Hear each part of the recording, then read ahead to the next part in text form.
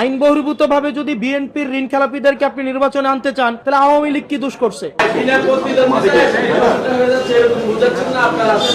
আপনি আপনার পরিচয় কি? আপনার পরিচয় কি? আপনাকে প্রশ্ন করতেছেন, আপনি হাউসের নাম বলেন, হাউসের নাম বলেন, হাউসের নাম কি? আপনার হাউসের নাম বলেন।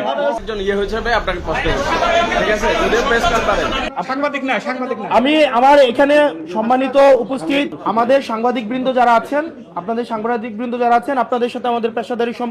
আপনারা নিরলস ভাবে পরিশ্রম করে যান, আমাদের বার্তা আপনাদের মাধ্যমে জনগণের কাছে পৌঁছায় এবং বস্তুনিষ্ঠ এবং নিরপেক্ষ সাংবাদিকতার মাধ্যমেই 5 আগস্টের পরে এবং পূর্বে আপনারা ইতিমধ্যেই আপনারা দৃষ্টান্তকারী আপনারা উদাহরণ সৃষ্টি করছেন।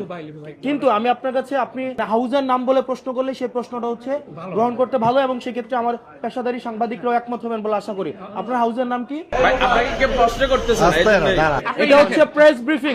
প্রেস ব্রিফিং এর টাকা গত 17 বছর বা আসলে আমরা এই কিছুদিন নির্বাচনকালীন একটা বিষয় পরিলক্ষিত করেছি। আওয়ামী লীগের লুটেরার, বিএনপির লুটেরার, এই লুটেরারদের পরিচয় একটাই, তারা হচ্ছে ব্যাংক খেলাপি, ভোট ডাকাত, তারা হচ্ছে ব্যাংক ডাকাত। তারা জনগণের টাকা, আমার আপনার টাকা চুরি করে তারা হচ্ছে বিদেশে নিয়ে যায়, বিদেশে নিয়ে গিয়ে সন্তানদের বিলাসী জীবনযাপন করায়, এবং দেখা যায় কি শুধুমাত্র নির্বাচনের সময় নির্বাচনের উপলক্ষটাকে তারা একটা মানি মেকিং মেশিন হিসাবে নেয়, যে তারা সংসদ সদস্য হয়ে তারা আবার, যেমন আমার প্রার্থীকে যদি দেখেন, উনি যখন নির্বাচনে জিতেছিলেন 2004-এর দিকে উনি একটা কোম্পানি করেন ম্যাম পাওয়ার। ওই ম্যাম পাওয়ারের মধ্যে উনি নিজে হচ্ছেন ডিরেক্টর, ওনার ছেলে হচ্ছেন একটা অংশ, ওনার ওয়াইফ হচ্ছে একটা অংশ, অর্থাৎ নিজের নামে লাইসেন্স নিয়ে নিজেই কাজ করবে এবং সেই টাকা আবার বিদেশে পাচার করবে। আমরা হাদি ভাই যেমনটা বলেছিল, ব্যাংক ডাকাত এবং ঋণ খেলাপি লুটেরারদের জন্য আমরা বাংলাদেশটাকে হারাম করে দিব। তারা শুধুমাত্র নির্বাচনের সময়, তারা মূলত হচ্ছে তারা বিদেশি নাগরিক। অনেকে আছে বিদেশি নাগরিক, শুধু নির্বাচনের সময় দেশে আসে সুসময়ের পাখি হিসেবে,